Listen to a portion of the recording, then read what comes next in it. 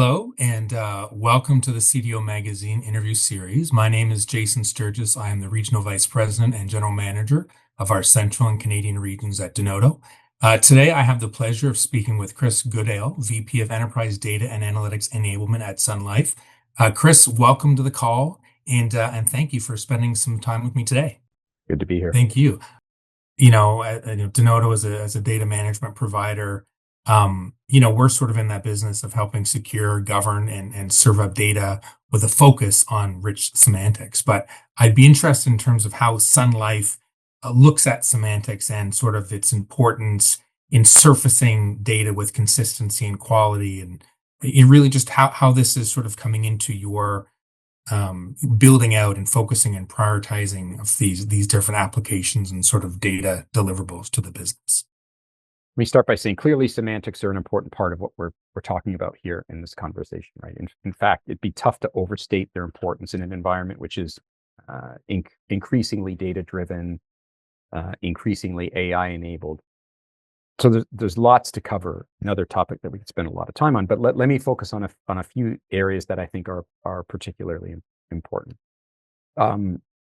First is what I'll call clarity and consistency. So having explicit logical definitions, I think, reduces ambiguity, ensures everyone interprets data the same way. And then that shared understanding is crucial, really, for both traditional analytics as well as emerging GenAI agentic systems, because a common language improves accuracy, builds trust in the outcomes across the organization.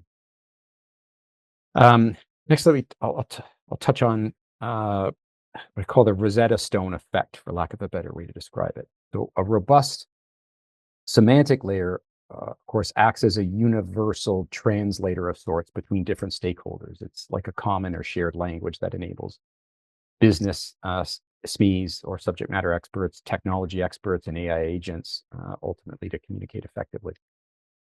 Then there's governance and compliance, and explicit data definitions support better governance and regulatory compliance, I think, as a start. And we talked about that a little bit earlier. And they help us to classify, to secure, and to audit data more effectively, which is obviously becoming more and more important in today's complex and ever-changing regulatory landscape. And then the last one I'll highlight, last but not least, right, is powering advanced analytics and AI. So it's a business application. And really rich descriptive metadata driven by semantics is vital for sophisticated analytic techniques. And it goes beyond just the technical controls. It provides context. And that context is really critical for AI systems to understand and to utilize data effectively and ultimately produce the best possible outcomes. Yeah. So I'd say there's a lot there, but in conclusion, I'd say semantics aren't just important. They're really essential for ensuring data quality, consistency, usability across our organization as we continue to evolve data strategy and embrace new emerging technologies. A strong semantic foundation is going to be critical for our success as well. Putting out different generative AI and potentially agentic applications, you've obviously had some tremendous success, but we still hear this common challenge of piloting and piloting generative AI applications and failing to see them go to production or not realizing the business benefits. And just a few weeks ago, I was at a CDO magazine event where we had a panel talking about this challenge. And I think at the time we referenced a data point from an MIT survey suggesting, upwards of 95% of these AI pilots do not result in revenue gains or improvements from a return on investment. I'd be interested to hear how you and how Sun Life are approaching these to avoid that trap, to avoid spinning up all these pilots to not really see the value realized or not even see them potentially go into production. Lots of stats out there, some of which are not altogether encouraging, must admit.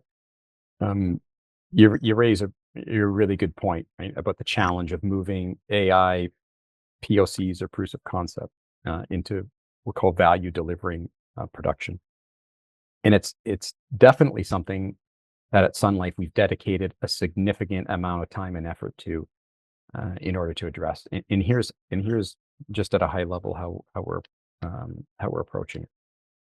First off, it's important for us to make sure that we're taking a balanced top-down and bottom-up approach, where we make sure that we're allocating a good portion of our time, attention, and resources on what I call large-scale transformational opportunities.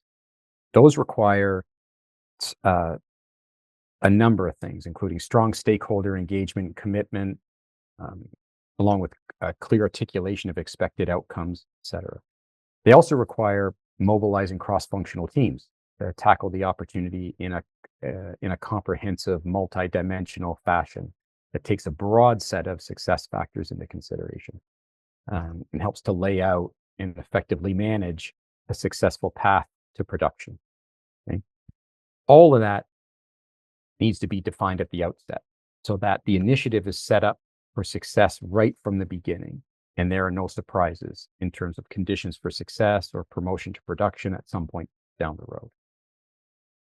Now, to ensure we're investing in the right projects, all of our business and AI teams, whether at the enterprise level or within business groups, use a formal value realization framework. And this framework helps us prioritize work and measure impact in both pilot and production stages. And value, just to pick on that, really is the backbone of how we prioritize and invest in our AI work.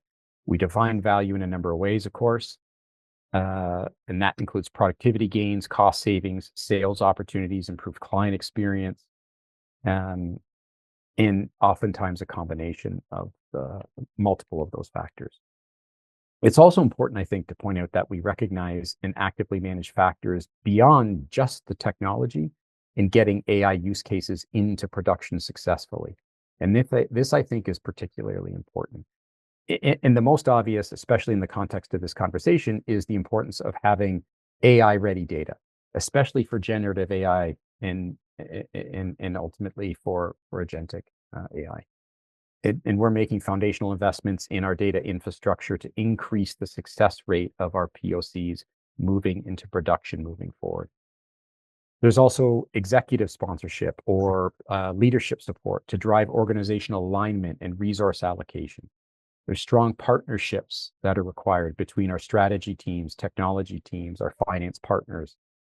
Those are all critical. They're crucial. And these collaborations can help create the right approach for each individual use case. And we're not just taking a single-minded or single-threaded approach. We also take a very intentional approach to change management, communication, metrics, upskilling. A really strong intentional focus on adoption is key to optimizing both the projected and the realized value of our AI initiatives. And last, while it's definitely tempting to pursue many different AI projects, our model and approach ensures that we're allocating resources to initiatives with what I'll call the highest potential impact, and certainly only to those that satisfy all the conditions for success that I just covered a moment ago. So it's really by taking what I call this thoughtful, this thorough, this very deliberate approach that we're working to overcome the common hurdles in moving AI from concept to production, from POC to production. And by doing that, we're ensuring that our investments in AI and technology translate into tangible business value. And I think we've actually been quite successful in that pursuit to this point. Great recommendations, great feedback. I guess, as you look to the future and think about the continued pace of change in front of you, are there any final comments or suggestions you'd like to leave for the audience here, your peers, on how you're changing and where you're putting your focus today? I know it sort of needs to be everywhere, and it's maybe a tough question, but as you think about what's coming around the corner, what are you doing now that you would recommend to some of your peers in terms of putting extra importance and prioritization on certain things? Yeah, I think, quite frankly, we've covered a lot of the most important ground, right? So I'd probably mostly be reiterating rather than introducing into anything new. But I just close by saying that at Sun Life, like, we're committed to harnessing the power of AI and investing in our data to drive innovation and improve outcomes for for our internal stakeholders and for our clients. And we're doing that by balancing what I call cutting edge, new emerging technology with really strong intentional data management fundamentals, like we talked about earlier. And all of that needs to be supported by the right governance and controls, robust change management, and all of that to position ourselves as a more agile, efficient, and data-driven company. Really believe strongly in that multi-dimensional, multifaceted approach. And, I think, as a personal view, maybe some of the reason why a lot of those POCs don't make it through to production is because they're singularly focused or close to singularly focused on the technology enablement component. And there's many other dimensions, like we talked about earlier, to business case enablement and getting something successfully through to production and having it managed effectively and responsibly in a production environment. So I think those are important points to keep in mind for sure. Yeah. And all that while we're busy doing all of that, here at Sun Life, we remain steadfastly focused on leveraging these new emerging technologies and doing that responsibly and effectively to fulfill our purpose of helping people achieve lifetime financial security and live healthier lives, which is ultimately core to our mission. Listen, this has been a fantastic conversation for me. I've learned a lot. Chris, thank you so much for joining me today. Thank you to the folks at CDO Magazine for supporting this. It's a fantastic discussion and much appreciated. For more interviews and insights, please visit cdomagazine.tech. And with that, I'll bring this call to an end. Thank you so much and have a great day.